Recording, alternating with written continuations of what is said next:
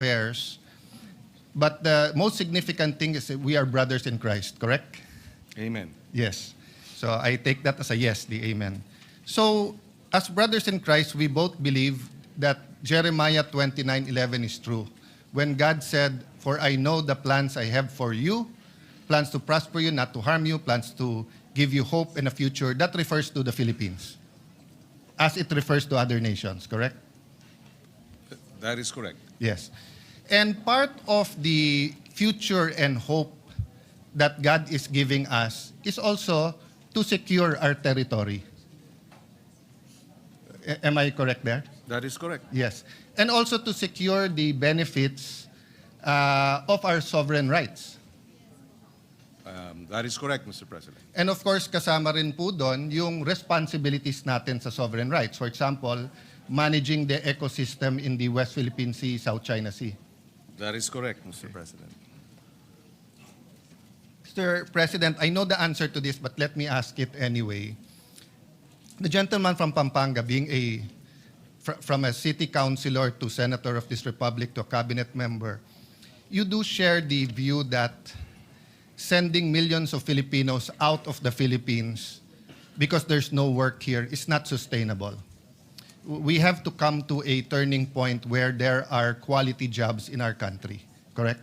That is correct, and I believe agriculture and fisheries modernization would be key to bringing our overseas Filipino workers back because that will be sustainable economic growth should we focus on agriculture and fisheries, Mr. President, as a path to modernization and sustainable economic growth. Actually, the gentleman answered my follow-up question because my follow-up question was that precisely that I know his passion for agriculture. I think that's been a, 15, 20, 25-year passion of the gentleman. A decade and a half. About A decade 15, and a half, About no? 15 years. And of course, fisheries. Very, very much underestimated yung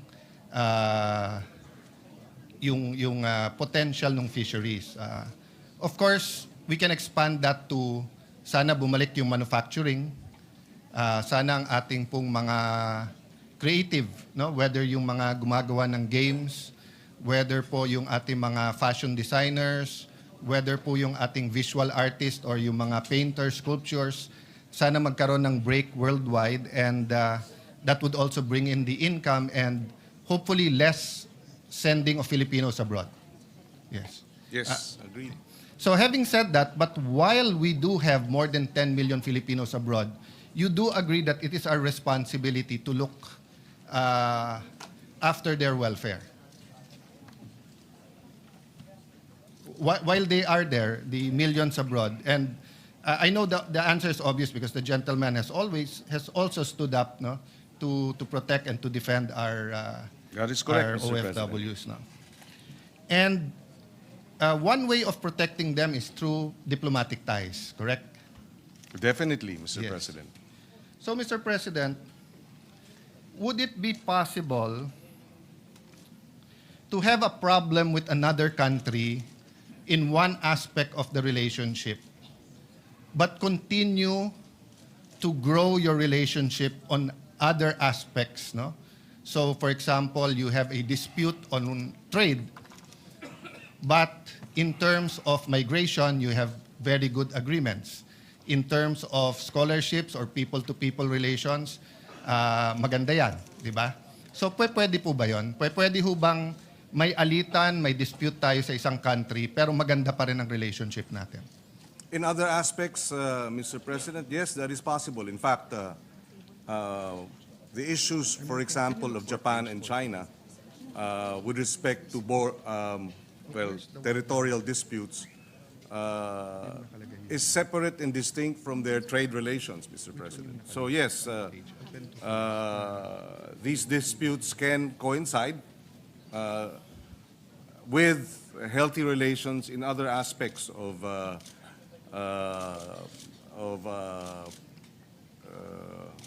trade, foreign exchange, cultural exchange, among others, Mr. President. That's correct.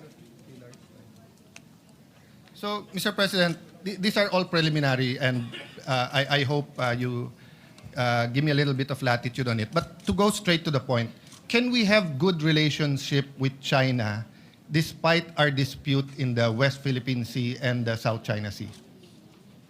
Up to a certain extent that, yes, definitely. We hope we could be able to distinguish between our territorial disputes as well as, for example, our desire for greater trade with China.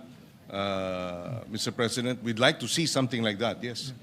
So I thank you for your answer, and I think it is perfectly correct because we do have very, very good relationships with Malaysia and Vietnam, despite our dispute with them in the West Philippine Sea, the South China Sea. In fact, sa Malaysia, we have two disputes. We have dispute in the West Philippine Sea, but we also have dispute about Sabah. That's correct. No? Of course, they do not recognize that we do have a dispute regarding Sabah because as far as they're concerned, there was a UN referendum and that's done, di ba? So there can be a dispute despite the fact that the other side says, walang dispute, tapos na to. Well, yes, definitely. Yes. So, could it be possible, Mr. President, that marami sa atin pare-pareho ang stand? To simplify, atin to. Atin to. I will not go into the details that Senator Marcoleta went into or His Honor or others where you look at the legal basis of the different entitlements and territory. I think mahaba po yun. No? If you go to the Treaty of Paris, the amendments, the difference between territory and sovereign rights, mahaba yon. But would it be possible na pareho tayo ng stand, atin to, pero iba lang tayo ng approach kung paano ma-secure ang benefits ng atin ito? Well, definitely, Mr. President, we are in a democracy. We can agree, but at the same time have differences in approaches, Mr. President. We can agree on a fundamental principle that the exclusive economic zone, for example, of the Philippines has been ruled upon. We can agree that the arbitral ruling is a victory for us. But we can also disagree in terms of how to move forward in approaching China with respect to other considerations, other concerns, Mr. President. Sir President, let's go a little bit to the arbitral ruling in a while. But thank you very much to the gentleman, to the principal author, Senator Kiko. Especially Senator Bam, who we worked closely together in the previous Congress, in the Rules Committee, yourself. We can disagree on language, on culture, on approach, maybe even strategy, but I don't want to go into strategy because the other countries are watching. No, Malaysia, Vietnam, China.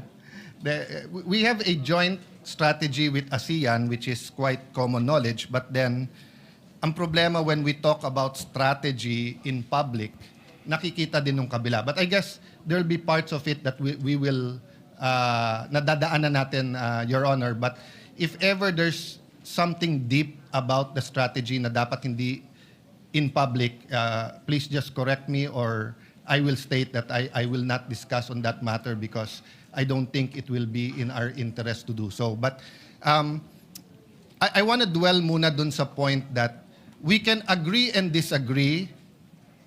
We can love the Philippines, protect our territory, secure the victory under UNCLOS, under the arbitral ruling, under international law, but yet magkakampi tayo. Pero kasi tignan nyo tong article na to. Sabi po nung dating secretary ng Presidential Advisor on Political Affairs, hold the Chinadors accountable. So, as far as he is concerned, anyone who did not sign the resolution is pro-China. I dare ask, do you agree, Your Honor?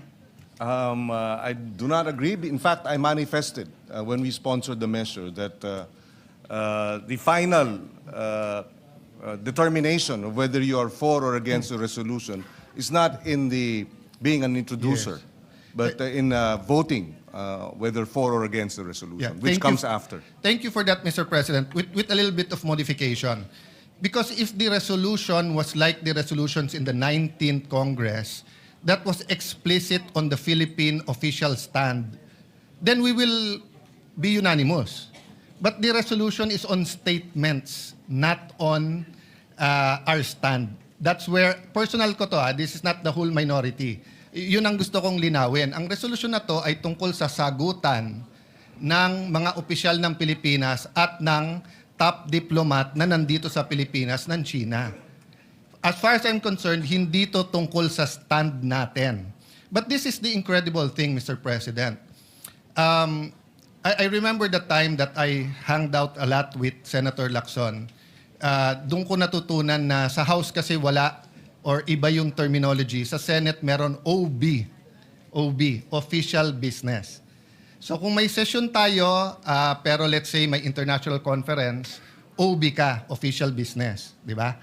Or we don't allow hearings na kasabay nung plenary, but if there was something in Malacanang, between the House, the Senate, or the Judiciary, the Senate, Malacanang, pwede ka magpa-OB. But there is another kind of OB, yung opportunistang balimbing. No? What do I mean by that? May I ask, Mr. President, honored gentleman, are you familiar with the stand of Secretary Llamas regarding the West Philippine Sea? It's okay if you're not. I'm just wondering if you're familiar. I'm not familiar, Mr. President. Today, he is one of the most ardent voices, the most firm voice about confronting China. At yung hindi mag-confront sa China ay Chinador or pro-China. That's a funny thing because before the arbitral ruling was filed, he sought me out. Sabi niya, Alan, mali approach ni Pinoy. Dapat kinakausap ang mga Chinese. Kung gusto mo, i-set up ko yung meeting between you and the Chinese ambassador. And he did. And then sabi niya sa akin, Alan, ang Chinese may ibang kultura. Kakausapin mo yan bilateral.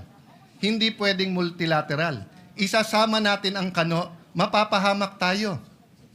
He told me that. He met me after the meeting with the Chinese ambassador. This was during the time of President Pinoy. I think in the arbitral award, if I'm not mistaken, Senator, you were still in the Senate, no? You were in the cabinet yet, eh? No, I was no longer. You were already... Yung award... 2016. No, we filed The award was 2016. 2012 yung standoff, eh. Yes. So you were still in the Senate, no? Yes, the first 3 years of my third term. Yes. So I was minority leader noon. So by virtue of that, I was in the National Security Council. And Ronald Llamas were looking for anyone and everyone who would listen to him to talk to whoever to convince President Pinoy not to file the arbitral case, not to go, and to have bilateral talks. So let me just mention, Mr. President, that what is seen in public, in Facebook, in vlogs, is very, very far from what is discussed in the halls of power and between professionals. I mean, here in Senate, we know where we disagree, we know where we will agree, di ba? So for example, if you talk about divorce, we will know who is pro and anti. So yung pro, gusto niya mapasa yung batas na pwede ng divorce. Yung anti, ayaw. Meron naman pro-divorce, pero ayaw na no-fault divorce. Ibig sabihin, kailangan may grounds. So, masalimuot ang issues. No? Anong point ko doon, Mr. Chairman, Mr. President, dear Senator Pangilinan? A issue this complex, we should simplify so that people, especially students, would know that, we shouldn't be, dapat walang divide and rule, dapat hindi tayo magpabaya, dapat always tayo on guard. But is it productive na just because you don't agree on a certain point, siya pro-China, ikaw, di ba? So let me ask you this question. Can you be pro-Philippines without being anti-China? Well, that's a general proposition. So I will have to answer with a qualification, Mr. President. That's okay, Mr. President. Yes. Ito naman, opinion lang naman natin dalawa. It'll be difficult to be out and out pro-China, especially when it comes to policies that affect our national interest. So I will have to qualify that you can be pro-Philippines without being anti-China as a general proposition, but when a conflict arises, obviously, between China's interests and ours, then clearly we stand by the national interest. So, meaning, Mr. President, it's like watching a basketball game between the Philippines and China. I'm pro-Philippines, and then in the game, of course, I will cheer for the Philippines, but I don't hate China. Di ba? Pero dun sa specific interest natin, so for example, if I have to negotiate a trade deal, I will be pro-Philippines. Di ba? Okay. Now, if it can be a win-win, why not? No? So ang point ko lang, Mr. President, unlike electoral politics, which is a zero-sum game, meaning if Senator Villanueva runs for mayor of Taguig and I run for mayor of Taguig, only one will win. But in diplomacy, it's not a zero-sum game. Diba? It's a continuous dialogue, continuous communication, and there are times that we shout at each other. There's time that you hate the situation. So I'm not even talking about being pro-China.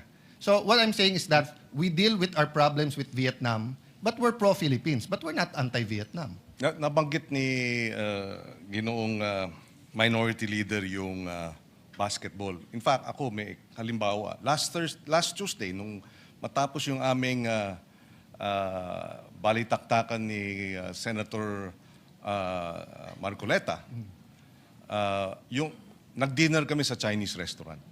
Hindi ng mga kasamahan ko.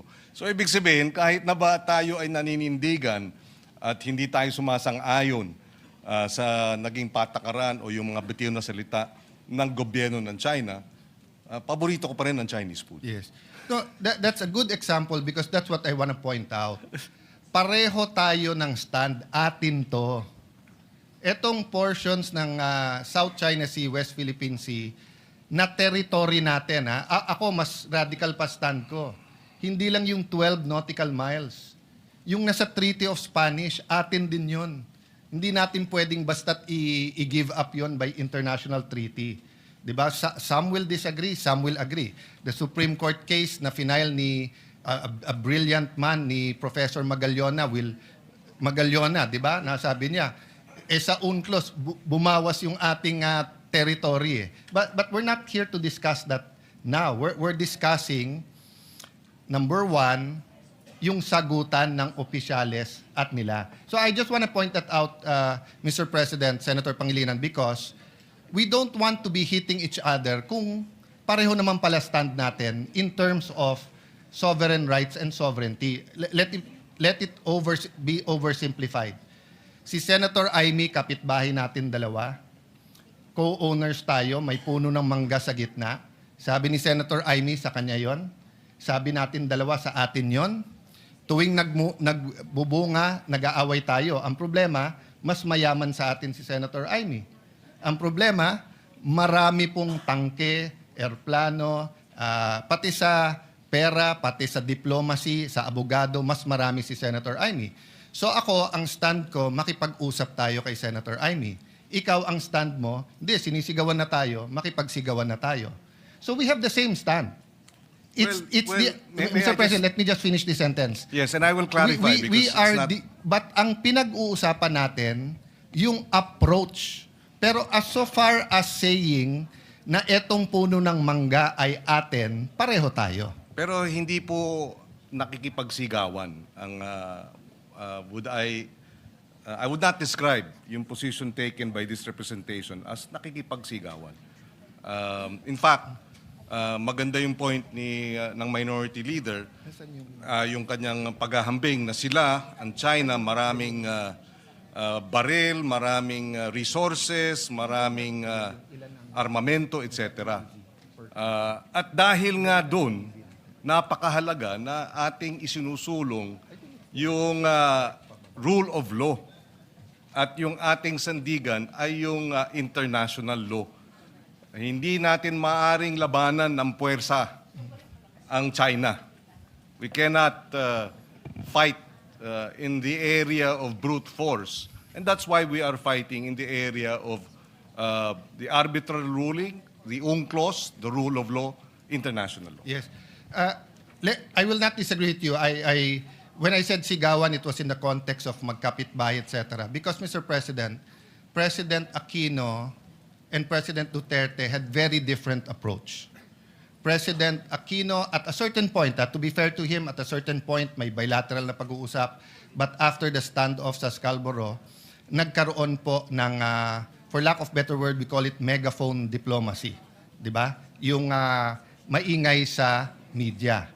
But for the record, Mr. President, did we lose a single inch of territory or sovereign rights? Did we lose a single centavo during the Duterte administration? Well, according to the Department of National Defense, because this was tackled during the interpellation last week, that despite the Duterte administration's positioning, the harassment did not stop. The water cannoning did not stop. And therefore, this is the situation, Mr. President. Hindi naman tumigil yung paghaharas. Hindi rin tumigil yung pag-water cannon. Mr. President, we'll speak about that. Iibahin ko yun kasi ibang issue kung yung dispute was live at umaabot ba sa water cannon. Ang tinatanong ko, kasi during President Aquino's time, it's on the record, we lost control of Scarborough.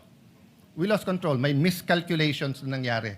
Instead of sending a Coast Guard ship, we sent a military ship, Navy, a gray ship, and then nagkaroon ng standoff and then kinontrol ng Chinese. So when President Duterte took over, that's what we had to deal with, the threats that it will further escalate.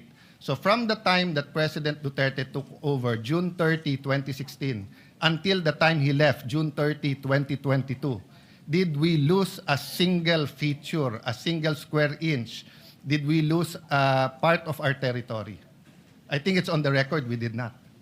Well, if we did not lose any, then we thank the efforts of the past administration. But did we gain? Were we able to reverse the losses? I think not. Were we able to improve our trade, direct investments, etc.? I would say not so. Not as robust in terms of other countries. So therefore, may plus minus din po, Mr. President. Well, let me answer that in two ways. First, I appeal to the records. We had more trade than during the Aquino administration. More bananas, other fruits were allowed into China. The tourism went up. First time in our history, lumaban yung dami ng Chinese versus dumami ng Japanese. And then yung hindi nakakapangisda, your staff, I have my support staff, you have your support staff, they can Google it. President Duterte announced that our fishermen can fish. Hindi lang pwede sa loob ng lagoon. And pati yon meron dahilan because spawning grounds yon eh.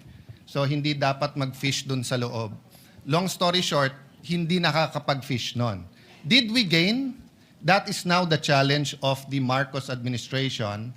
And that's why I have not commented whether I'm for or against because his national security knows more of what's happening on the ground.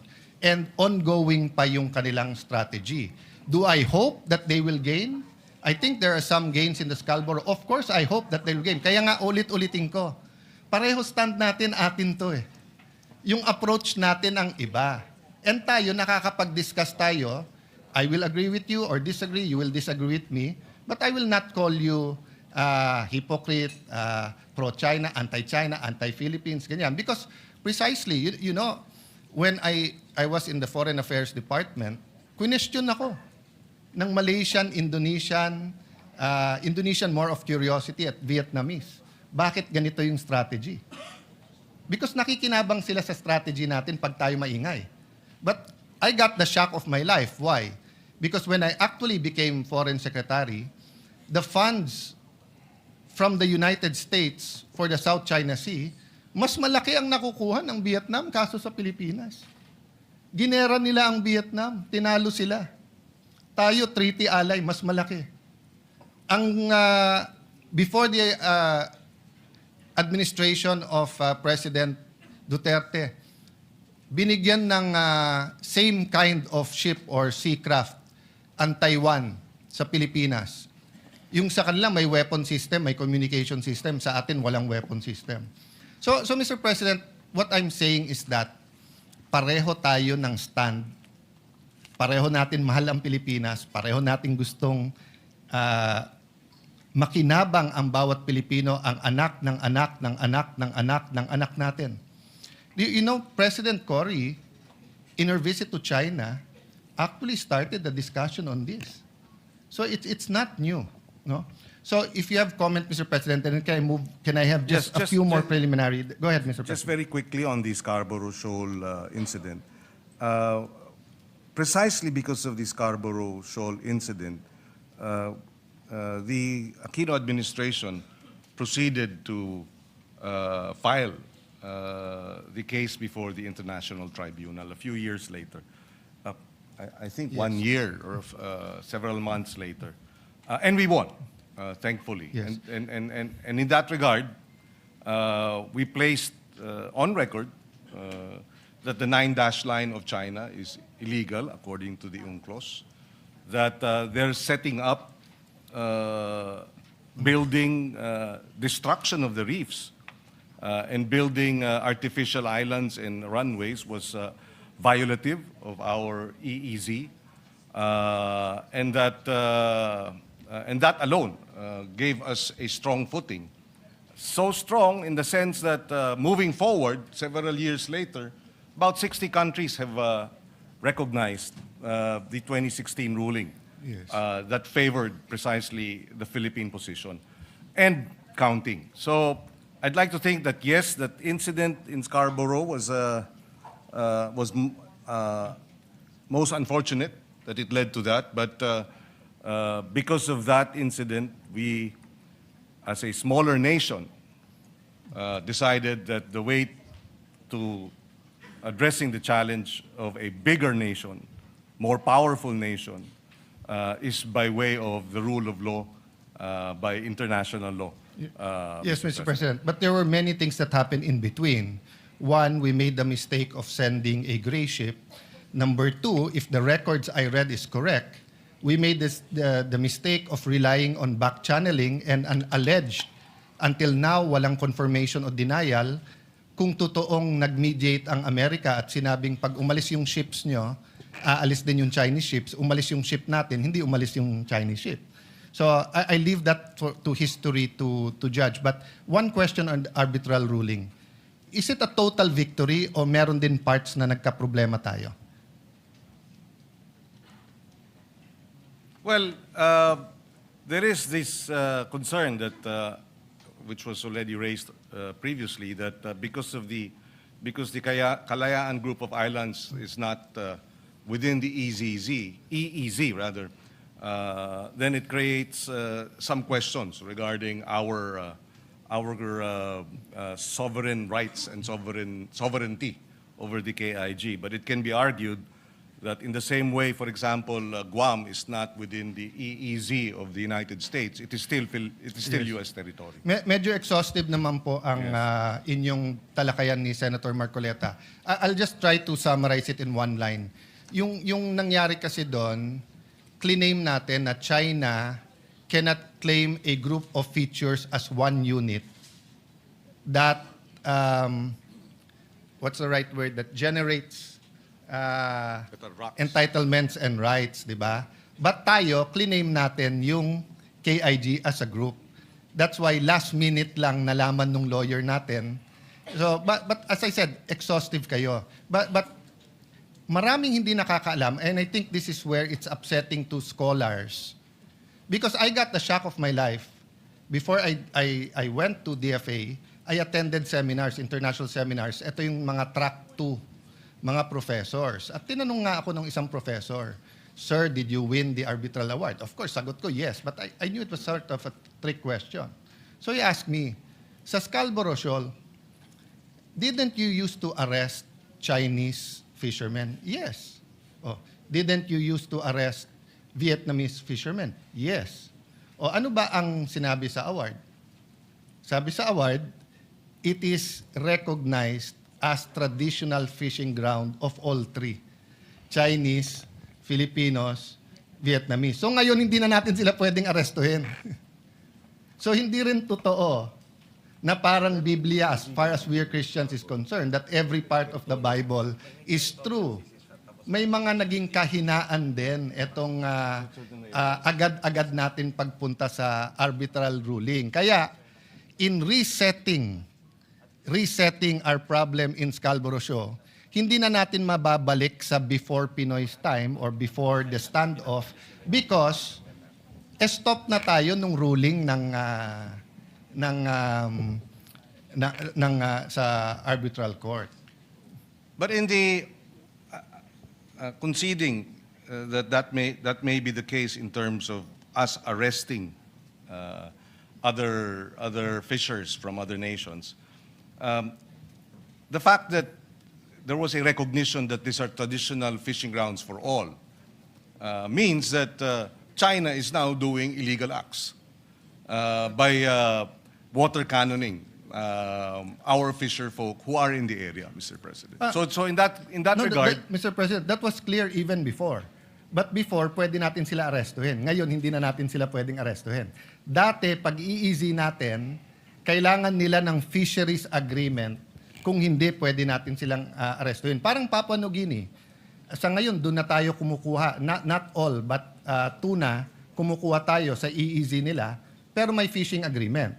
Sa ibang parts ng EEZ natin, we can still arrest. yes. But not in Scarborough. But that's not my point. My point is, we can discuss soberly as patriotic Filipinos how to navigate this and secure our territory and also benefit from all of this, from our sovereign rights, di ba? Without saying you're pro-China, you're anti-China, Chinador ka, etc. No? And the funny thing is, Mr.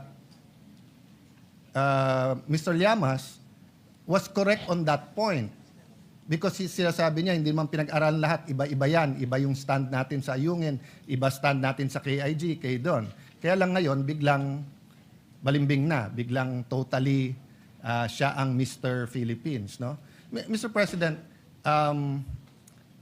who was the first to start reclaiming in the South China Sea? At least from the Philippine What country, Mr. President? You're from the DFA.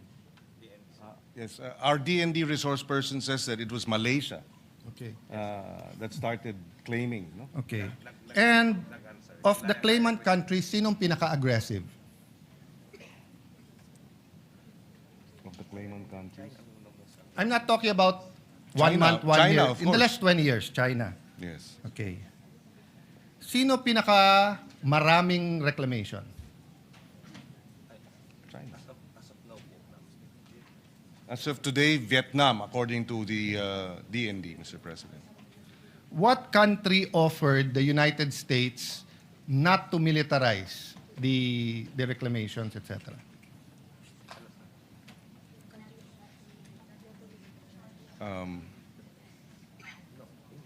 Actually, Philippines was the first, but President Ramos was the first to say not to militarize that.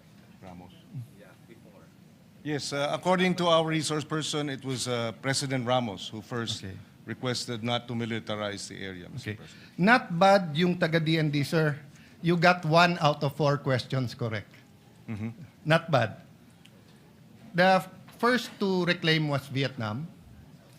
The most aggressive to reclaim and most islands is Vietnam. Yes, that's correct. The most aggressive is Vietnam. The country to first propose to President Obama not to militarize na hindi tinanggap ng American government is China. President Xi was still vice president there. It's recorded in many, many books. I recommend you read yung kay Mahubani, a great diplomat, a great professor of the Lee Kuan Yew School of Government. No?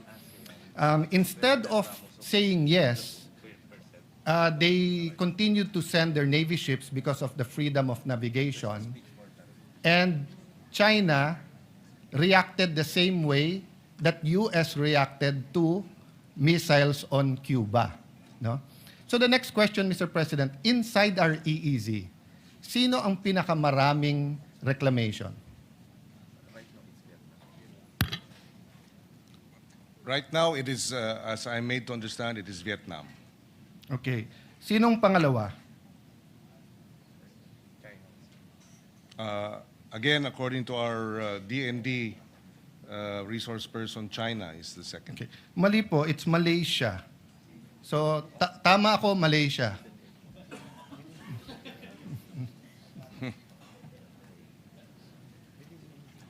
Kasi, Malaysia has 5.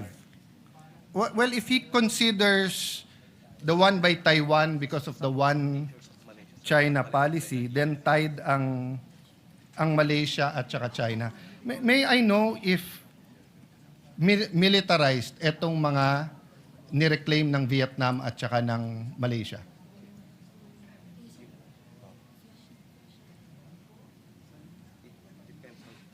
Depends naman kung naglalagay ng military officer. Yung sa Vietnam, they have their own military. Yes, according to our resource persons in Vietnam, there are military personnel and officers. And So officials. military personnel lang naman, but hindi militarized. Well, yes, he, not in the context or not, In the context of the Chinese, yes, not in the relative to. Okay. Ang Malaysia po. sa Malaysia, sir, may military, and then they also a civilianized island. Similar. They have the military, but they also have civilianized islands, Mr. President. Yeah,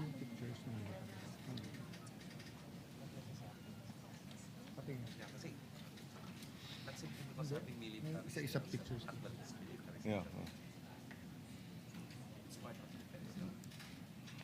So doing national defense on our part is not actually military. Mr. President, I'm looking for the pictures, but I don't know kung hindi lang authorized ang representative nyo sa DND. Ang features ng Vietnam at Malaysia are may missile silos, may military ships, may radars. I showed it already in this session hall. So hindi totoo na hindi militarized ang Vietnam at saka ang Malaysian features. I'm trying to look for the pictures. Is it there? Yeah, that one. Can you show that, please? Actually, yung term na military is kasi hindi Nasa part 2. Oh. Mr. President, during the time of President Duterte, while they're reading the pictures, parating inuulit-ulit ni Justice Carpio, pag hindi ka nag-protest, malulusaw, I don't know his exact term, pero maapektuhan daw claim natin. Did you hear that noise during that time? I may have picked it up, Mr. President. Yes. I don't know. I'm not sure exactly when he Yes, said that. he- But he- there were a number of Yeah, times. he yes. together with many advocates kept on saying, whether I was foreign minister doon o hindi, na pagka hindi ka nag-protest, parang sa atin sa domestic law, di ba, na parang pag 30 years, yung lupa, walang titulo, uninterrupted, walang nag-claim, nagkakaroon ng latches o na-estopel ka. Is there a personnel from DFA here? Yes. Yes. Maybe we'd like He to get... probably used to work for you. Yeah, so let me ask that question. Is the principle of estoppel or of laches applicable to what we are contesting or what we are fighting for in the South China Sea? So tama ba si Justice Carpio na pag hindi tayo nag-protest, mawawala yan?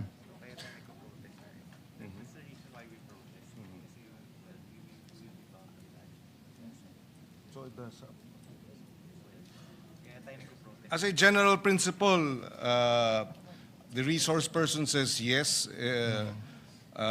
Latches may, over time, affect our claim, Mr. Yeah. President. Maybe we have to correct that, Mr. President. Napakadelikado ng statement na yon. Alam niyo bakit? Kasi nung panahon ni President Aquino and even during the Duterte time, we did not protest Vietnam and Malaysia. So kung tama yung sinasabi ni Justice Carpio, wala na tayong claim sa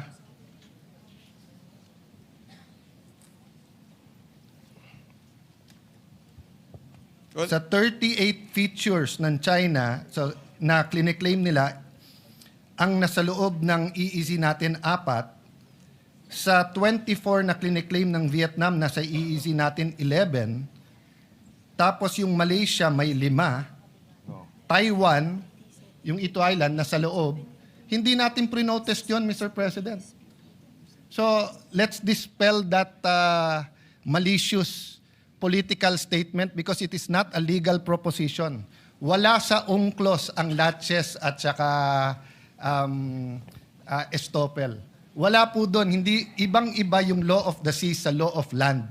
Sa land, pag walang titulo, tapos si SecGen, lalo kung yung titulo, yung lupa na yun ay nasa Batangas, and meron siyang constituent na nandun 30 years, may tax deck siya, walang nag-claim, uninterrupted, pwedeng tituluhan, pag biglang ako, kapitbahay niya, 1 year later, sabihin, akin yan, hindi na pwede. May estoppel na may latches na Hindi totoo yun sa law of the seas. Kahit 1,000 taon, kahit bumangon yung mga mummies at dun sa mga pyramid sa Egypt, atin pa rin yun. No, Mr. President? I mean, we don't have to debate it today, courtesy if the DFA wants to answer that. But if that is their answer, and that wasn't their answer to me when I was secretary, because I asked everyone in DFA, I asked them, kung tama si Justice Carpio at hindi nag-protest during the time of President Aquino, we will file the protest now. Sabi, sir, hindi kailangan. At saka, sir, pag nag-protest ka sa Vietnam at Malaysia, tayo magkakampi ngayon kasi mas malaki ang China. Tayo sa ASEAN ang nag-uusap-usap. So hindi naman pwedeng iba yung rule sa China, iba yung rule sa Malaysia at Vietnam. In terms of legal, Mr. President. Of course,